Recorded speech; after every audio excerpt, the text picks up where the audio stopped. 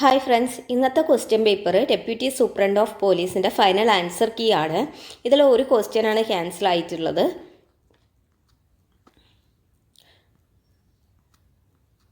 First question, ലോകത്തിൻ്റെ വിവിധ ഭാഗങ്ങളിൽ വീശുന്ന കാറ്റുകളെ പരിഗണിക്കുമ്പോൾ താഴെ പറയുന്നവയിൽ ഏതാണ് ശരി? ആൻസർ എന്ന് പറയുന്നത് 1, 2, 3 ശരി. ഡി 4 തെറ്റാണ്. ഒന്നാമത്തത്, സിറോക്കോ എന്നത് സഹാറ മരുഭൂമിയിൽ നിന്ന് കിഴക്കോട്ട് വീശുന്ന മെഡിറ്ററേനിയൻ കടൽ കടന്ന് വീശുന്ന ഒരു ചൂടുള്ള ഈർപ്പം നിറഞ്ഞ കാറ്റാണ്. ബോറ എന്നത് ഹംഗറിയിൽ നിന്നും ഇറ്റലിയുടെ വടക്കു ഭാഗത്തേക്ക് വീശുന്ന തണുത്തതും വരണ്ടതുമായ കാറ്റാണ്. ആൻഡീസ് പർവ്വതനിരകളുടെ പടിഞ്ഞാറൻ ചെരിവുകളിൽ വീശുന്ന തണുത്തതും വരണ്ടതുമായ കാറ്റാണ് പൂനക്കാറ്റ്. അപ്പോൾ സിറോക്കോ എന്ന് പറയുന്നത് സഹാറ മരുഭൂമിയിൽ നിന്ന് കിഴക്കോട്ട് വീശുന്ന മെഡിറ്ററേനിയൻ കടൽ കടന്ന് വീശുന്ന ചൂടുള്ള ഈർപ്പം നിറഞ്ഞ കാറ്റ്. ബോറ എന്ന് പറയുന്നത് എവിടെയാണ്? ഹംഗറിയിൽ നിന്നുമാണ്. ബോറ എന്നത് ഹംഗറിയിൽ നിന്ന് ഇറ്റലിയുടെ വടക്കു ഭാഗത്തേക്ക് വീശുന്ന തണുത്തതും വരണ്ടതുമായ കാറ്റാണ് ബോറ. ബോറ ഹംഗറിയിൽ നിന്ന് ഇറ്റലിയിലേക്ക് വീശുന്ന തണുത്തതും വരണ്ടതുമായ കാറ്റ്. ഇനി ആൻഡീസ് പർവ്വതനിരയുടെ പടിഞ്ഞാറൻ ചെരുവിൽ വീശുന്ന തണുത്തതും വരണ്ടതുമായ കാറ്റാണ് പൂനക്കാറ്റ്. പൂനക്കാറ്റ് ആൻഡീസ് പർവ്വതനിര. ഇനി നാലാമത്തെ സ്റ്റേറ്റ്മെൻ്റ് ആണ് തെറ്റ്. മധ്യ ഫ്രാൻസിലെ പീഠഭൂമിയിൽ നിന്നും താഴേക്ക് വീശുന്ന വളരെ തണുത്ത കാറ്റാണ് ഹർമട്ടൻ. തെറ്റാണ്.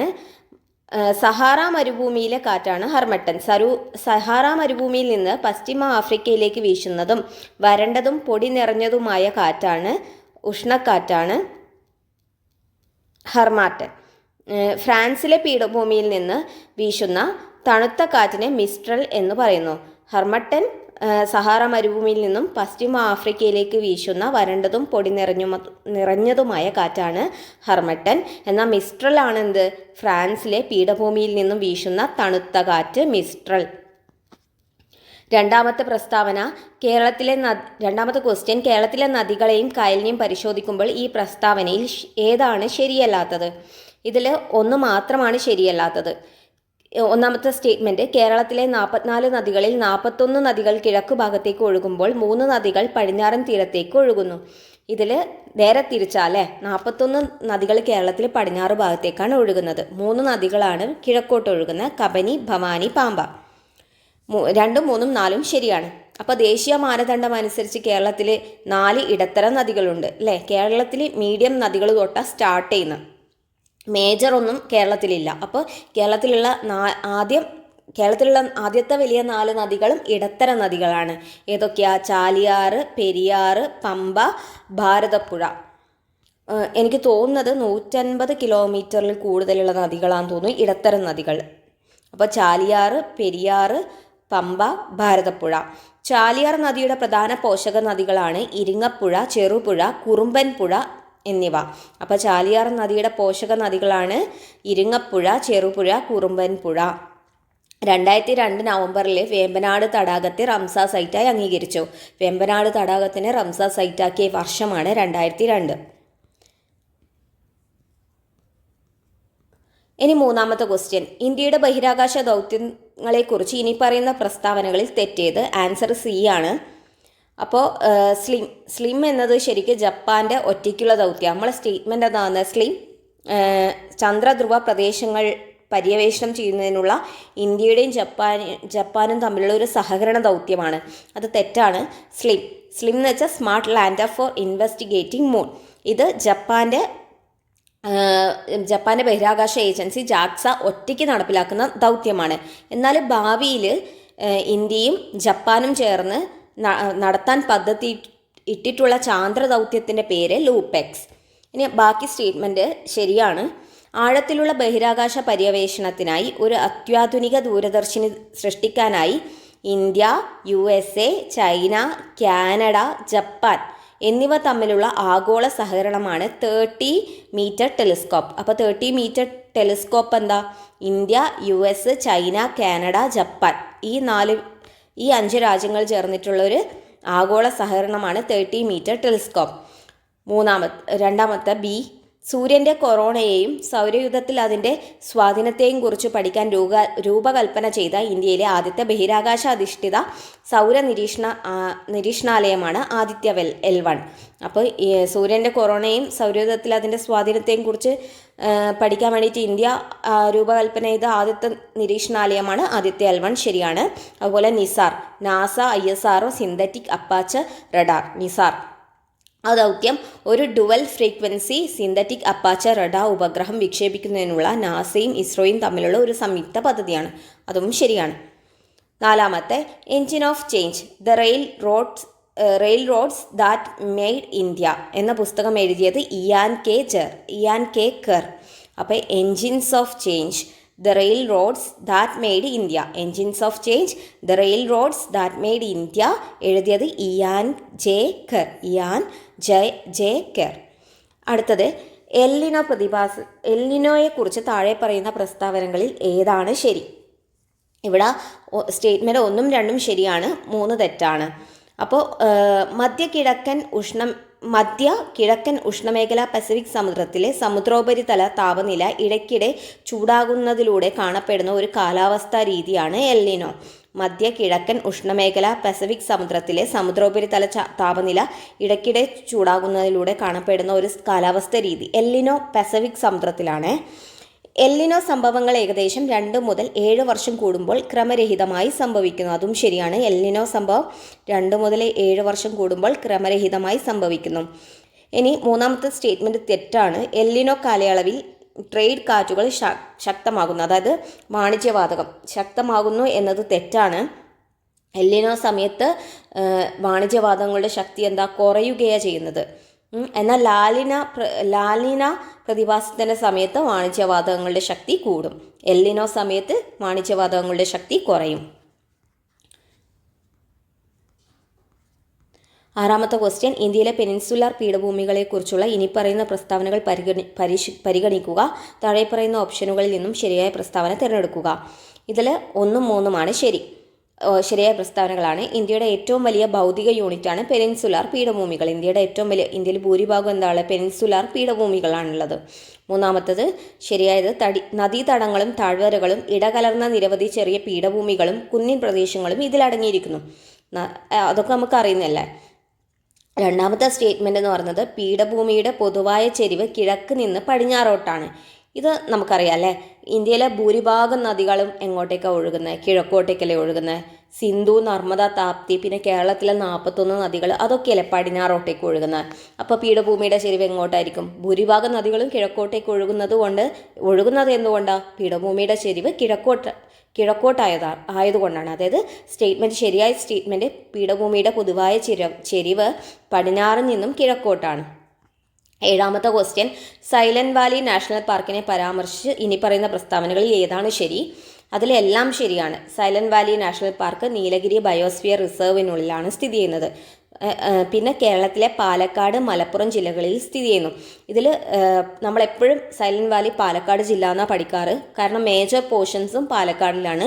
പക്ഷേ തമിഴ്നാട്ടിലെ നീലഗിരി ജില്ലയിലും മലപ്പുറം ജില്ലയിലുമായിട്ട് ഇതിൻ്റെ അതിർത്തികൾ വരുന്നുണ്ട്. അതുകൊണ്ട് തന്നെ ഈ സ്റ്റേറ്റ്മെൻറ്റ് ശരിയായിട്ടാണ് കണക്കാക്കുന്നത്.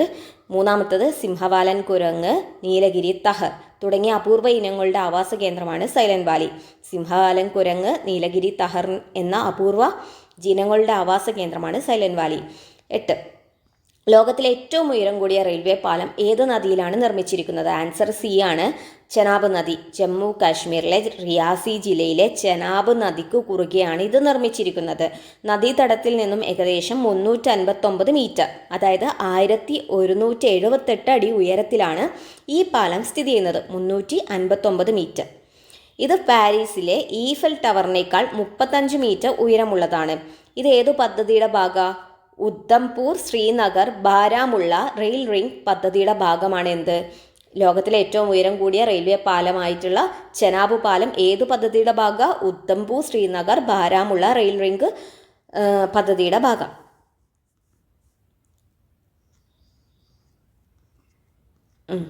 അടുത്തത് 9ാമത്തെ ക്വസ്റ്റ്യൻ, പരിസ്ഥിതി സുസ്ഥിരതയോടെ ഇന്ത്യ 10% വളർച്ചാ നിരക്ക് കൈവരിക്കാൻ ലക്ഷ്യമിടുന്ന സാഹചര്യത്തിൽ ഏത് പഞ്ചവത്സര പദ്ധതിയുടെ തത്വശാസ്ത്രമാണ് പുനഃപരിശോധിച്ച് പൊരുത്തപ്പെടാൻ ഏറ്റവും അനുയോജ്യം?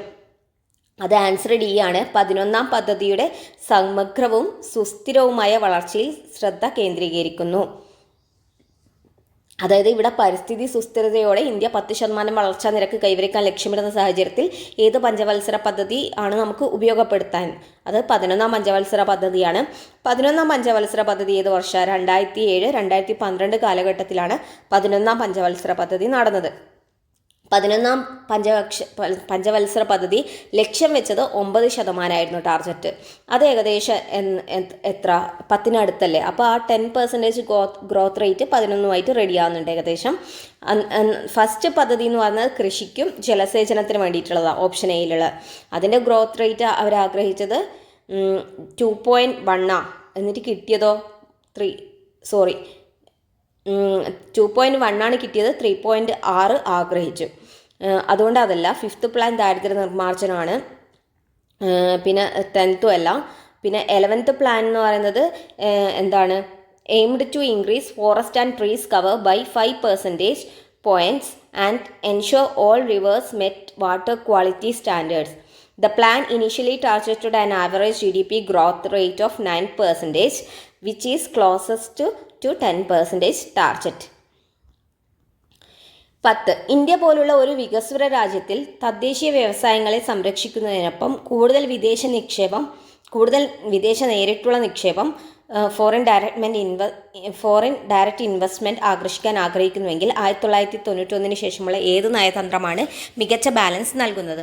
ആൻസർ ബി ആണ്. വ്യക്തമായ FDI പരിധികളും പ്രകടന ആവശ്യകതകളും ഉള്ള സെലക്റ്റീവ് ഉദാരവൽക്കരണം. അതായത് ഇവിടെ പറയുന്നത് എന്താ?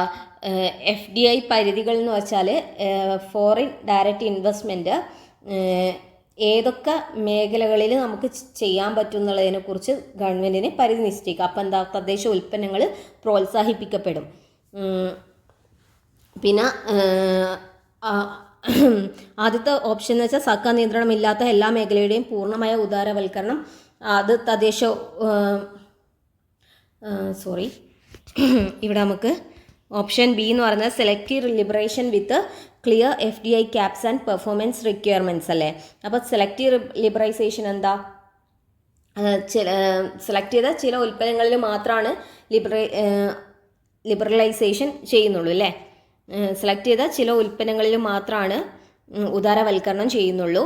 അതുപോലെ തന്നെ ക്ലിയർ FDI ക്യാപ്സ് എന്ന് വെച്ചാൽ എത്രത്തോളം ഫോറിൻ ഡയറക്റ്റ് ഇൻവെസ്റ്റ്മെൻറ്റ് ഏതെല്ലാം മേഖലയിൽ കൊടുക്കും എന്നുള്ളത് ഗവൺമെൻറ്റിന് നിശ്ചയിക്കാൻ പറ്റും.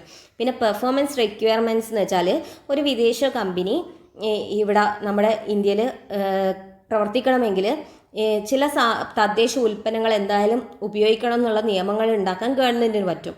അതാണ് പെർഫോമൻസ് റിക്വയർമെൻറ്റ്. അപ്പോൾ എന്താവും? അവർ ആ തദ്ദേശ ഉൽപ്പന്നങ്ങൾ ഉപയോഗിക്കുക വഴി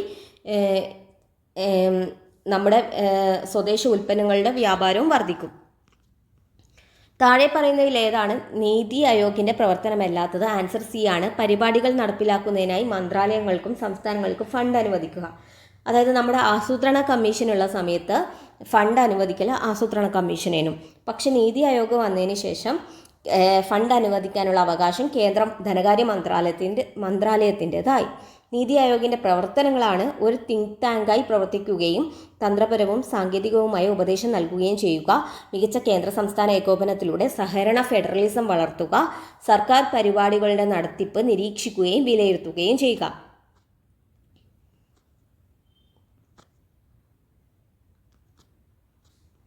ചരിത്രത്തിലാദ്യമായി 2025 ഐക്യരാഷ്ട്രസഭയുടെ സുസ്ഥിര വികസന ലക്ഷ്യസൂചികയിലെ മികച്ച 100 രാജ്യങ്ങളിൽ ഇന്ത്യ 99ാം റാങ്കിൽ ഇടം നേടി. ഇന്ത്യയുടെ വികസനത്തെ മികച്ച 100 സ്ഥാനങ്ങളിലേക്ക് നയിച്ചതിന് ഏത് സുസ്ഥിര വികസന മേഖലകളാണ് ക്രെഡിറ്റ് ചെയ്തിരിക്കുന്നത്?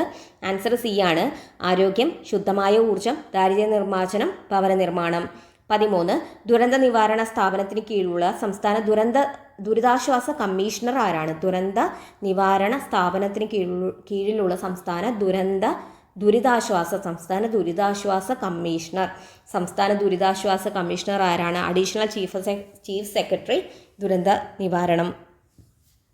അപ്പോൾ സംസ്ഥാനത്ത് ദുരിതാശ്വാസ കമ്മീഷണർ എന്ന് പറയുന്നത് ദുരന്ത നിവാരണത്തിൻ്റെ അഡീഷണൽ ചീഫ് സെക്രട്ടറി ആയിരിക്കും. 14 കേരളത്തിലെ തദ്ദേശ സ്വയംഭരണ സ്ഥാപനങ്ങൾ സ്ഥാപിക്കുന്നത് പ്രാഥമികമായി ഉത്തരവാദിത്വമുള്ള ഭരണഘടനാ ഭേദഗതികൾ ഏതാണ്? ആൻസർ സി ആണ്. 73-ാം ഭേദഗതിയും 74-ാം ഭേദഗതിയും. 15 ഏറ്റവും മികച്ച പഞ്ചായത്ത് രാജ് സ്ഥാപനങ്ങൾ എങ്ങനെ ഫലപ്രദമാക്കാം എന്ന ചോദ്യം പരിഗണിക്കാൻ ഏത് കമ്മിറ്റിയോടാണ് ആവശ്യപ്പെട്ടത്? ആൻസർ എ ആണ്. ഗാഡ്ഗിൽ കമ്മിറ്റി. 16 കേരളത്തിലെ തദ്ദേശ സ്വയംഭരണ സ്ഥാപനങ്ങൾക്കായി പരിശീലനവും ശേഷി വർദ്ധിപ്പിക്കലും നടത്തുന്ന സ്ഥാപനം ഏതാണ്? ആൻസർ ഡി ആണ്. കില. കേരളത്തിൽ തദ്ദേശ സ്വയംഭരണ സ്ഥാപനങ്ങൾക്കായി പരിശീലനവും ശേഷിയും വർദ്ധിപ്പിക്കുന്ന സ്ഥാപനം KILA, Kerala institute of local administration ആണ് കില.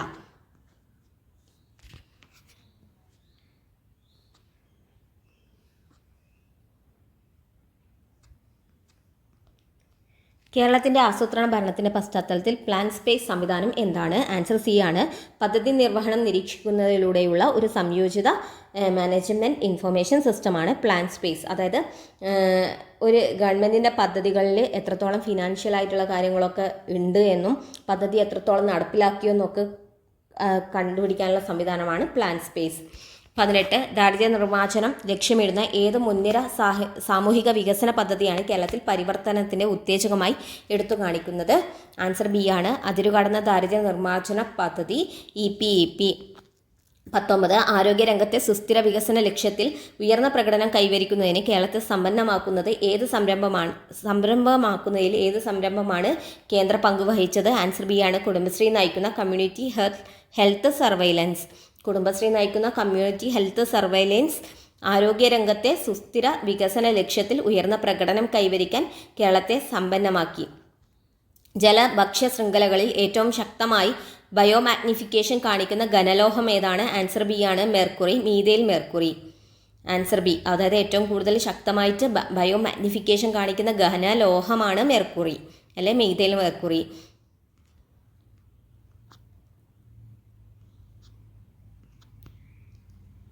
21 ഡയബറ്റീസ് മെലിറ്റസ് വളർച്ചയിലെ ആദ്യകാല അസാധാരണത്വം സാധാരണയായി ഇവയാണ്. ആൻസർ സി ആണ്. പേശികളിലും കരളിലും ഇൻസുലിൻ പ്രതിരോധം. അതായത് നമുക്ക് ഡയബറ്റിക്സ് വരുമ്പോൾ ആദ്യകാലത്ത് ഇതെന്ന് പറഞ്ഞാൽ ഫസ്റ്റ് സ്റ്റേജ് എന്ന് പറഞ്ഞാൽ ഇൻസുലിൻ റെസിസ്റ്റൻസ് ആണ്. മെയിനായിട്ട് പേശിയിലും കരളിലും. ഇൻസുലിൻ റെസിസ്റ്റൻസ് എന്ന് വെച്ചാൽ ശരീരത്തിലെ കോശങ്ങൾക്ക്, പ്രത്യേകിച്ച് പേശികളിലെയും കരളിലെയും കോശങ്ങൾ ഇൻസുലിനോട് ശരിയായ രീതിയിൽ പ്രതികരിക്കാൻ കഴിയാതെ വരുന്ന അവസ്ഥയാണിത്. പ്രമേഹ രോഗനിർണയം നടത്തുന്നതിന് ഏകദേശം 10 മുതൽ 15 വർഷം മുമ്പ് തന്നെ ഈ മാറ്റം തുടങ്ങാറുണ്ട്. ഈ ഇൻസുലിൻ റെസിസ്റ്റൻസ് വന്നു കഴിഞ്ഞാൽ അടുത്ത സ്റ്റേജാണ് കോമ്പൻസേറ്ററി ഹൈപ്പർ ഇൻസുലിനീമ. ഇൻസുലിൻ റെസിസ്റ്റൻസ് മറികടക്കാൻ പാൻക്രിയാസിലെ ബീറ്റാ കോശങ്ങൾ കൂടുതൽ ഇൻസുലിൻ ഉൽപ്പാദിപ്പിക്കുന്നു. ഈ ഘട്ടത്തിൽ രക്തത്തിലെ പഞ്ചസാരയുടെ അളവ് സാധാരണ നിലയിലായിരിക്കും, പക്ഷേ ഇൻസുലിൻ്റെ അളവ് കൂടുതലായിരിക്കും. അതായത് പാൻക്രിയാസിലെ ബീറ്റാ കോശം കൂടുതൽ ഇൻസുലിൻ ഉൽപ്പാദിപ്പിക്കും. മൂന്നാമത്തതാണ് ബീറ്റാ സെൽ തകരാറ്. കാലക്രമേണ അമിതമായ ജോലി ചെയ്യുന്നത് കാരണം പാൻക്രിയാസിലെ കോശങ്ങൾക്ക് തളർച്ച സംഭവിക്കുകയും ആവശ്യത്തിന് ഇൻസുലിൻ നിർമ്മിക്കാൻ കഴിയാതെ വരികയും ചെയ്യുന്നു. ഇതോടെ രക്തത്തിൽ പഞ്ചസാരയുടെ അളവ് കൂടാൻ തുടങ്ങും. അതായത് ഡയബറ്റിസ് മെലിറ്റസ് അതിന് 3 ഘട്ടങ്ങളാണുള്ളത്. ഒന്ന്, കോശങ്ങൾ എന്ത് ചെയ്യും? ഇൻസുലിനോട് പ്രതിരോധിക്കില്ല. അപ്പം എന്ത് ചെയ്യും? പാൻക്രിയാസിലെ ബീറ്റാ കോശം എന്ത് ചെയ്യും? കൂടുതൽ ഇൻസുലിൻ ഉൽപ്പാദിപ്പിക്കും. ശേഷം ബീറ്റാ കോശങ്ങൾക്ക് എന്ത് ചെയ്യും? പ്രവർത്തനക്ഷമത കുറയും അല്ലേ, കൂടുതൽ പ്രവർത്തിച്ചിട്ട്. ഇത്രയാണ് ഡയബറ്റിക്സ് മെലിറ്റസിൻ്റെ ഘട്ടങ്ങൾ എന്ന് പറയുന്നത്. ഇനി ടൈപ്പ് 1 പ്രമേഹത്തിൻ്റെ പ്രാഥമിക സവിശേഷത എന്ന് പറയുന്നത് ഓട്ടോ ഇമ്മ്യൂൺ ബീറ്റാ സെൽ നാശമാണ്. ഓട്ടോ ഇമ്മ്യൂൺ ബീറ്റാ സെൽ നാശം എന്നത് ടൈപ്പ് 1 പ്രമേഹത്തിൻ്റെ പ്രാഥമിക കാരണമാണ്. ഇത് ഇൻസുലിൻ പ്രതിരോധത്തിനും ബീറ്റാ സെൽ പ്രവർത്തന തകരാറിനും ശേഷം ഉണ്ടാകുന്ന ഒരു പ്രശ്നമാണ്. 22 സെറിബ്രൽ മലേറിയയ്ക്ക് കാരണമാകുന്നത് പ്ലാസ്മോഡിയം ഫാൽസിപാറത്തിൻ്റെ ഏത് ഘട്ടമാണ്? ആൻസർ ഡി ആണ്. സീക്വസ്റ്റേർഡ് പക്വതയുള്ള ട്രോഫോസോയിറ്റുകളും സ്കീബോസോണ്ടുകളും.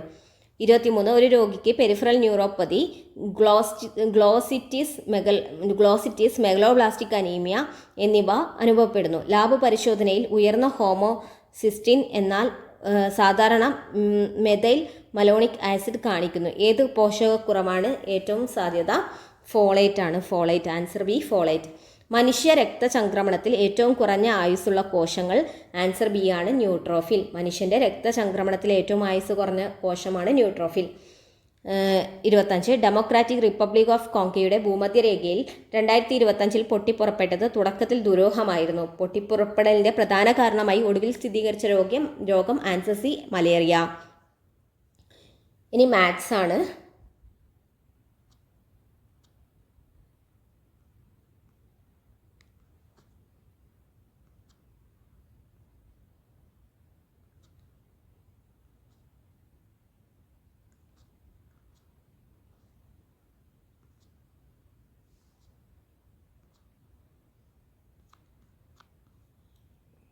മുപ്പത്താറാമത്തെ ക്വസ്റ്റ്യൻ.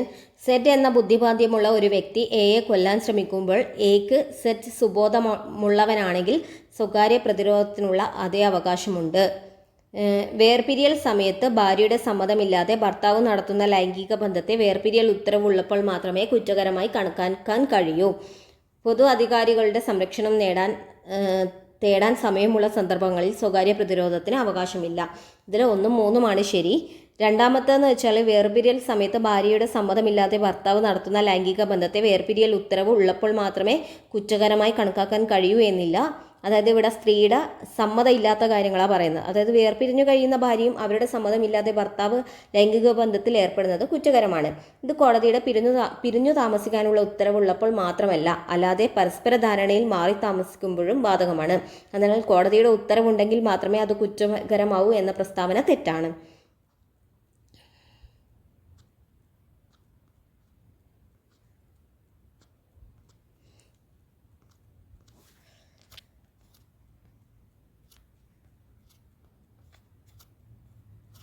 BNSSന്റെ ഏത് വ്യവസ്ഥയാണ് വാറന്റ് ഇല്ലാതെ പോലീസിന് അറസ്റ്റ് ചെയ്യാൻ കഴിയുന്ന വ്യവസ്ഥകൾ വിശദീകരിക്കുന്നത്?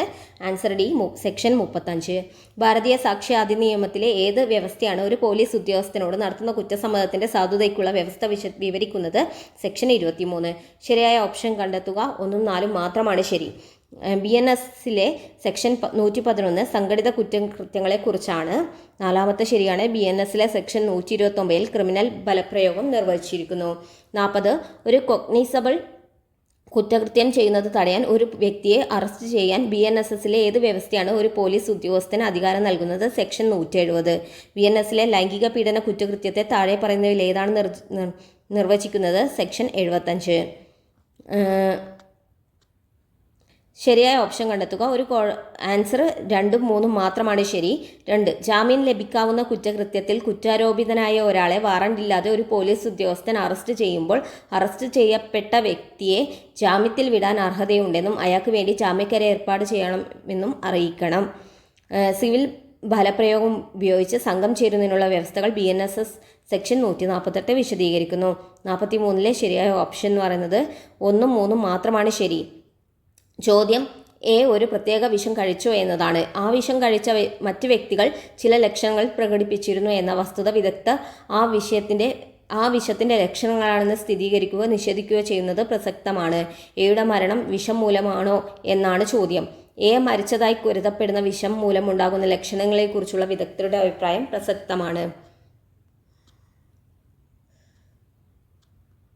കേസിന്റെ വസ്തുതകളും സാഹചര്യങ്ങളും പരിചയമുള്ള ഏതൊരു വ്യക്തിയെയും വാമൊഴിയായി പരിശോധിക്കാൻ ഒരു പോലീസ് ഉദ്യോഗസ്ഥന് അധികാരം നൽകുന്ന BNSSന്റെ ഏത് വ്യവസ്ഥയാണ്? സെക്ഷൻ 150.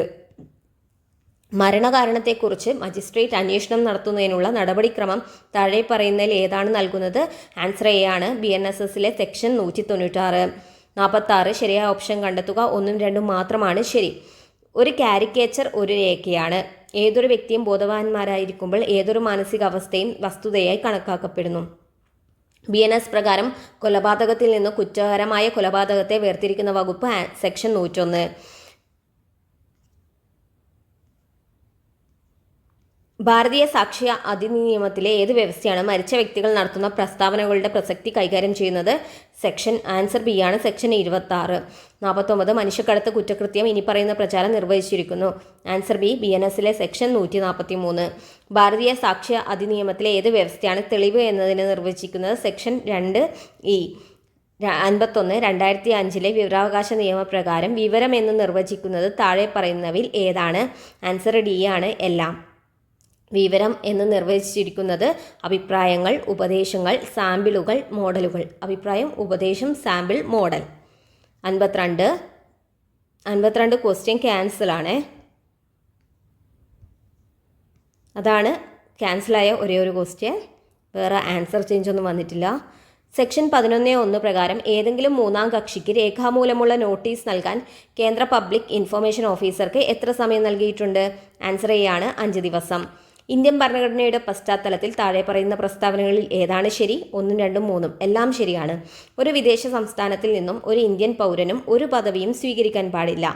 സംസ്ഥാനം നൽകുന്ന ഒരു പദവിയിൽ ഒരു സൈനിക പദവിയുടെ സ്വഭാവത്തിൽ വിലക്കില്ല. സൈനികമോ അക്കാദമിക് പദവിയോ അല്ലാതെ ഒരു പദവിയും സംസ്ഥാനം നൽകുന്നതല്ല.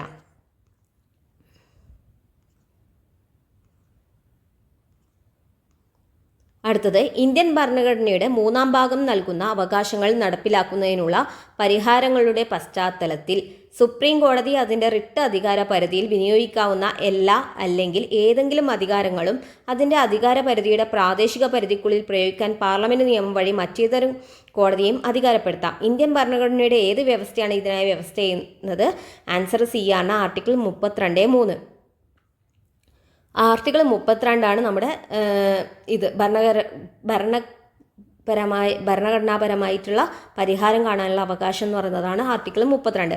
അതിൽ ക്വസ്റ്റ്യൻ എന്ന് പറയുന്നത് 32(3) എന്ന് പറയുന്ന ആർട്ടിക്കിൾ എന്താ? സുപ്രീം കോടതിയുടെ ഈ അധികാരങ്ങൾക്ക് ഭംഗം വരാതെ തന്നെ മറ്റ് കോടതികൾക്കും, ഉദാഹരണത്തിന് കീഴ്ക്കോടതികൾക്ക്, അവരുടെ അധികാര പരിധിക്കുള്ളിൽ നിന്നുകൊണ്ട് തന്നെ ഇത്തരം റിട്ടുകൾ പുറപ്പെടുവിപ്പിക്കാനുള്ള അധികാരം നൽകാൻ പാർലമെന്റിന് നിയമനിർമ്മാണത്തിലൂടെ സാധിക്കുമെന്ന് ഈ വകുപ്പ് വ്യക്തമാക്കുന്നു. 32(3).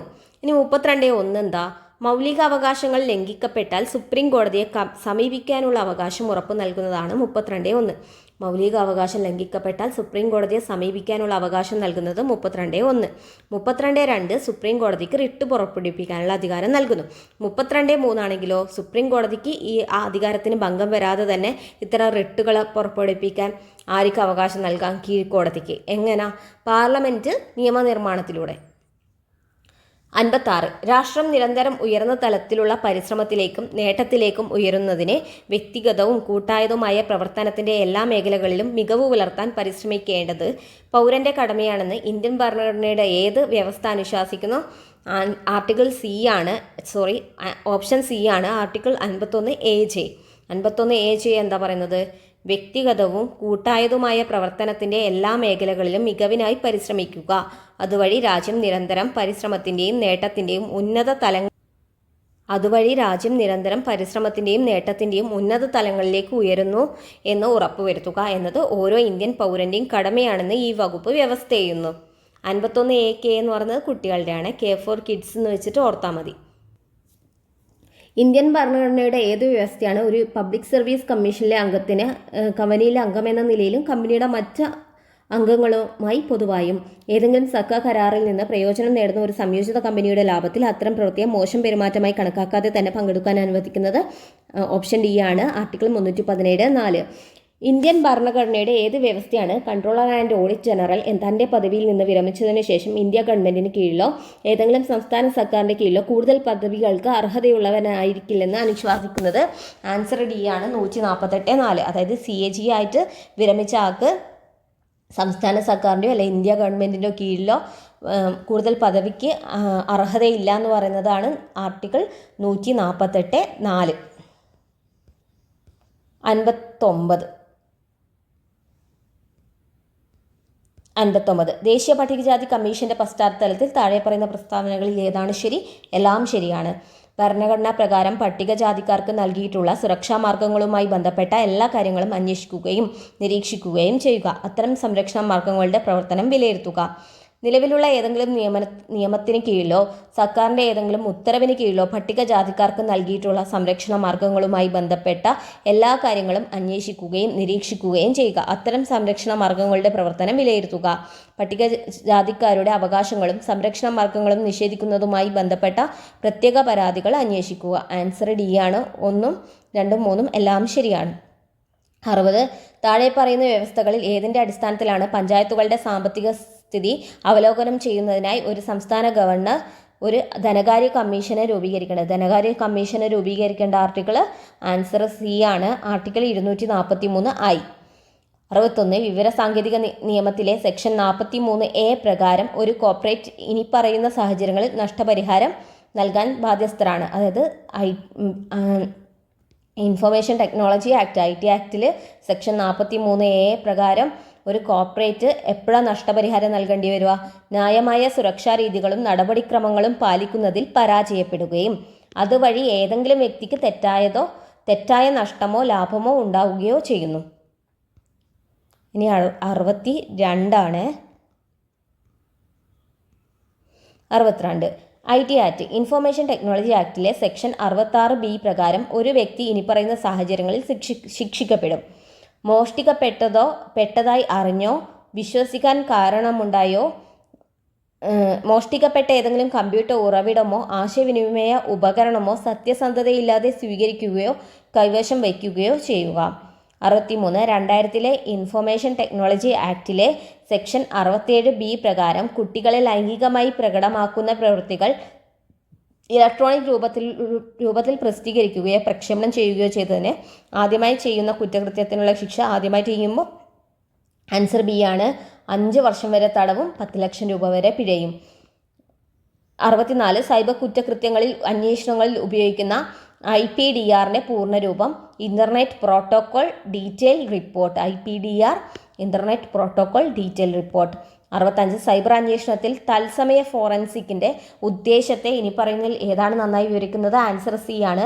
പ്രവർത്തിക്കുന്ന ഒരു സിസ്റ്റത്തിൽ നിന്നും അത് നഷ്ടപ്പെടുന്നതിന് മുമ്പ് അസ്ഥിരമായ ഡാറ്റ ശേഖരിക്കൽ.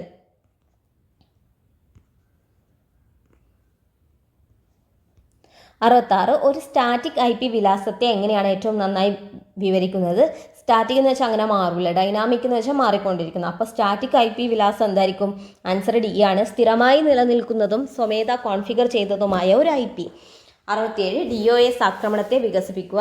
അതായത് DOS എക്സ്പാൻഡ് ചെയ്താൽ ഡിനയൽ ഓഫ് സർവീസ് ആണ്, ഡിനയൽ ഓഫ് സർവീസ്. 68 ഒരു സ്ത്രീ ഇന്റർനെറ്റ് ഇമെയിൽ അല്ലെങ്കിൽ മറ്റേതെങ്കിലും തരത്തിലുള്ള ഇലക്ട്രോണിക് ആശയവിനിമയം ഉപയോഗിക്കുന്നത് നിരീക്ഷിക്കുന്ന ഏതൊരു പുരുഷനും ഡാഷ് എന്ന കുറ്റകൃത്യം ചെയ്യുന്നു. അതായത് സൈബർ സ്റ്റോക്കിംഗ്, സൈബർ പിന്തുടരൽ. എന്നാൽ വോയറിസം എന്ന് വെച്ചാൽ ഒരു സ്ത്രീയുടെ സ്വകാര്യ നിമിഷങ്ങൾ അവരറിയാതെ നോക്കുകയോ അല്ലെങ്കിൽ ക്യാമറയിലൊക്കെ ക്യാപ്ചർ ചെയ്യുന്നതൊക്കെയാണ് വോയറിസം. ഇനി വോയറിസം പിന്നെ നമുക്ക് അറിയേണ്ടതാണ് സ്ലാൻഡർ എന്ന് വെച്ചാൽ ഒരാളെ അപകീർത്തിപ്പെടുത്താൻ വേണ്ടിയിട്ട് വേണ്ടാത്ത കാര്യങ്ങളൊക്കെ പറഞ്ഞ് ഇല്ലാത്ത കാര്യങ്ങളൊക്കെ പ്രചരിപ്പിക്കുന്ന ആളാണ്. ആ ഒരു ക്രൈമാണ് സ്ലാൻഡർ. ഇനി CSIRT വികസിപ്പിക്കുക. കമ്പ്യൂട്ടർ സെക്യൂരിറ്റി ഇൻസിഡൻറ്റ് റെസ്പോൺസ് ടീമാണ് CSIRT, computer security incident response team. ഇനി പറയുന്നതിൽ ഏതാണ്? ഡിജിറ്റൽ ഫോറൻസിക്കിൻ്റെ ശാഖകളെല്ലാം ഉണ്ട്. ഡിസ്ക് ഫോറൻസിക് ഉണ്ട്, പ്രിൻ്റർ ഫോറൻസിക് ഉണ്ട്, നെറ്റ്വർക്ക് ഫോറൻസിക്സ് ഉണ്ട്. 71 വ്യക്തിപരമായ വളർച്ചയ്ക്കും സ്വയം യാഥാർത്ഥ്യമാക്കലിനും ഊന്നൽ നൽകുന്ന മനഃശാസ്ത്ര സമീപനം ഏതാണ്? Answer C, humanistic.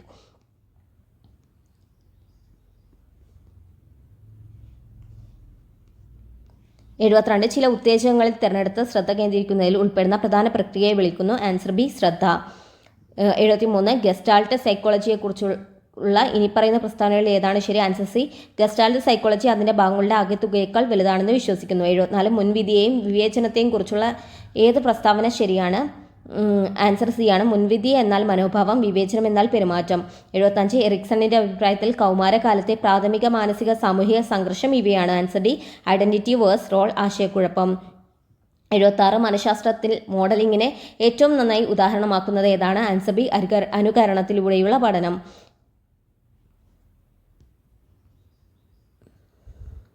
77 സാംസ്കാരിക ഭാവം ഏത് മാനസിക മേഖലയാണ് ഏറ്റവും ശക്തമായി ബാധിക്കുന്നത്? ആൻസർ എ, വൈജ്ഞാനിക വികസനം. 78 ഇന്റർ ഗ്രൂപ്പ് സംഘർഷത്തെക്കുറിച്ച് ഏത് പ്രസ്താവനയാണ് ശരി? ആൻസർ ബി, ഇത് സാധാരണയായി മത്സരത്തിൽ നിന്നും മനസ്സിലാക്കിയ അസമത്വങ്ങളിൽ നിന്നും ഉണ്ടാകുന്നു. 79 മനഃശാസ്ത്രപരമായ ആശയത്തെ അതിൻ്റെ ശരിയായ വിവരണവുമായി പൊരുത്തപ്പെടുത്തുക. ആൻസർ ബി ആണ്, 1 ബി, ശ്രദ്ധ, വരുന്ന വിവരങ്ങൾ ക്രമീകരിക്കൽ.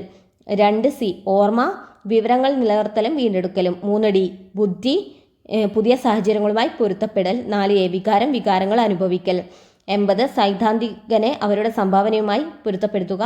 ആൻസർ ഡി ആണ്, എറിക്സൺ മാനസിക സാമൂഹിക ഘട്ടങ്ങൾ വികസനം. 1 സി എറിക്സൺ മാനസിക സാമൂഹിക ഘട്ടങ്ങൾ വികസനം. 2 എ ആൽബർട്ട് ബന്ദുറെ നിരീക്ഷണ പഠനം. 3 ബി ലോറൻസ് കോൾബർഗ് ധാർമ്മികതയുടെ ഘട്ടങ്ങൾ വികസനം. Hans Selye. 4 ഡി ആണ് ഹാൻസ് സെലി പൊതുവായ അഡാപ്ഷൻ സിൻഡ്രോം ബ്രാക്കറ്റിൽ സമ്മർദ്ദം. 81 spot the error in the section in italics and choose the correct option.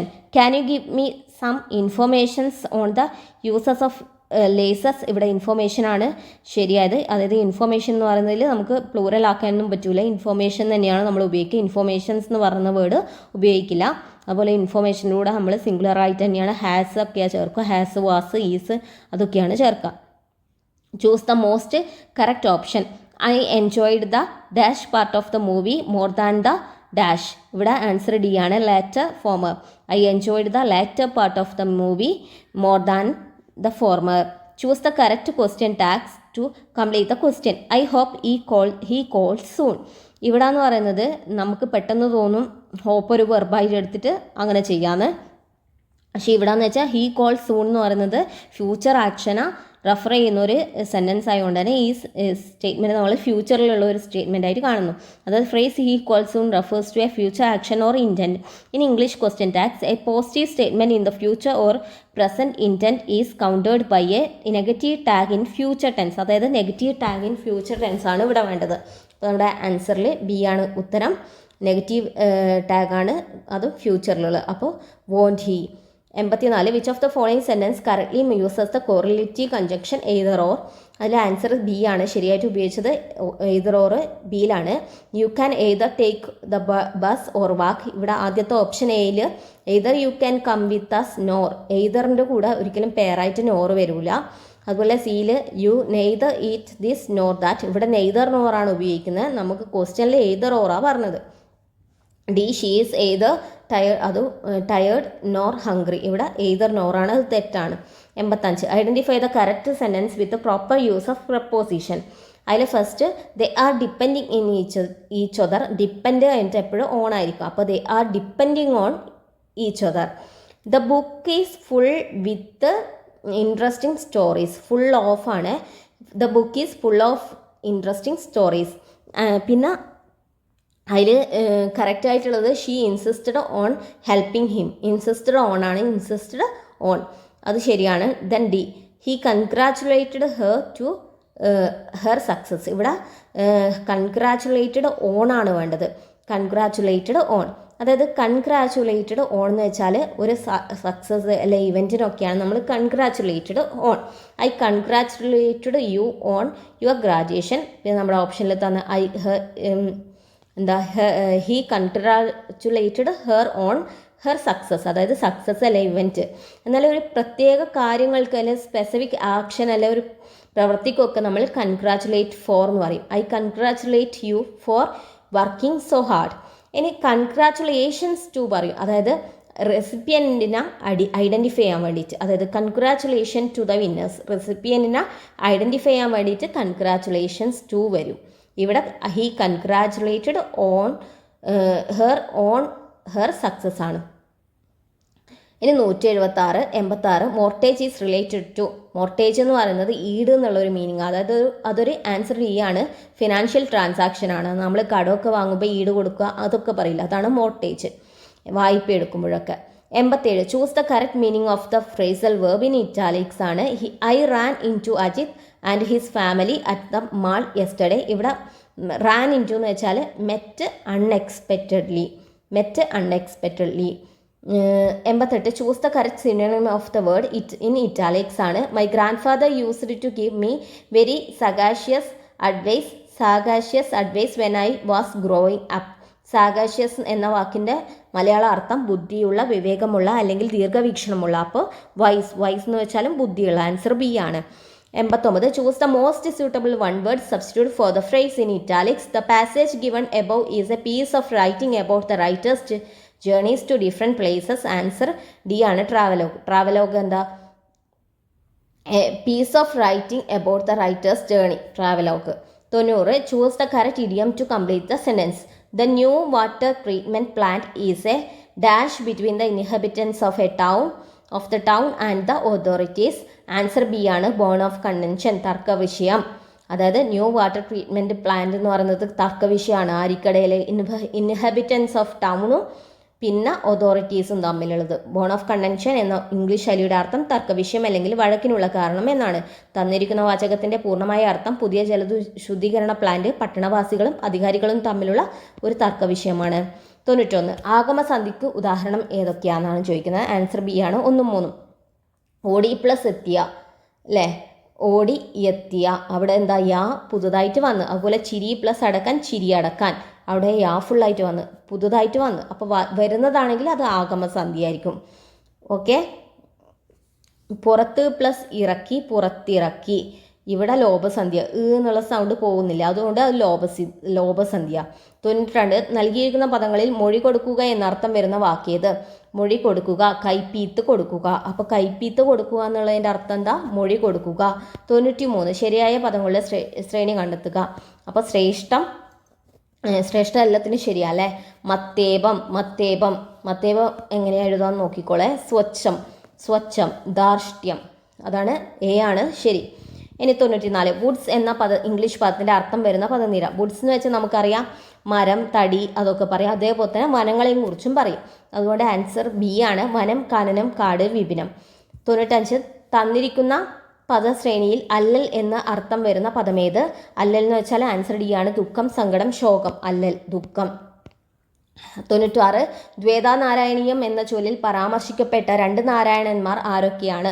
ഒന്ന് ആൻസർ ബി ആണ് മേൽപ്പത്തൂർ നാരായണ ഭട്ടതിരിയും ഗുരുവായൂരപ്പനുമാണ് ദ്വേതാനാരായണീയം എന്ന ചൊല്ലിൽ പരാമർശിക്കുന്ന 2 നാരായണന്മാർ. 97 ദഹനൻ എന്ന വാക്കിൻ്റെ പര്യായം അഗ്നിയാണ്. ദഹിപ്പിക്കുന്നതെന്നുള്ളതിൽ അഗ്നിയാണ്, അതായത് അഗ്നിയും തീയും വരും. കുതുകം എന്ന് വെച്ചാൽ കൗതുകം, ആഗ്രഹം, സന്തോഷം, ഉത്സാഹം. ചലം എന്ന് വെച്ചാൽ വ്യാജം, കപടം, കൂട്, വക്രത. നരബുക്ക് എന്ന വാക്കിൻ്റെ വിഗ്രഹം. നരബുക്ക് എന്ന വാക്കിൻ്റെ അർത്ഥം മനുഷ്യമാംസം ഭക്ഷിക്കുന്നവൻ. അപ്പോൾ ആൻസർ ബി ആണ് നരനെ ഭുജിക്കുന്നത്, നരബുക്ക്. 99 പൊൽത്തിടമ്പ് എന്ന വാക്ക് പിരിച്ചെഴുതുമ്പോൾ പൊൻ പ്ലസ് തിടമ്പാണ് പൊൽത്തിടമ്പ്. 100 താഴെ തന്നിരിക്കുന്ന പദങ്ങളിൽ വേറിട്ട അർത്ഥം വരുന്ന പദം. ആൻസർ ഡി ആണ് പണ്ഡിതൻ.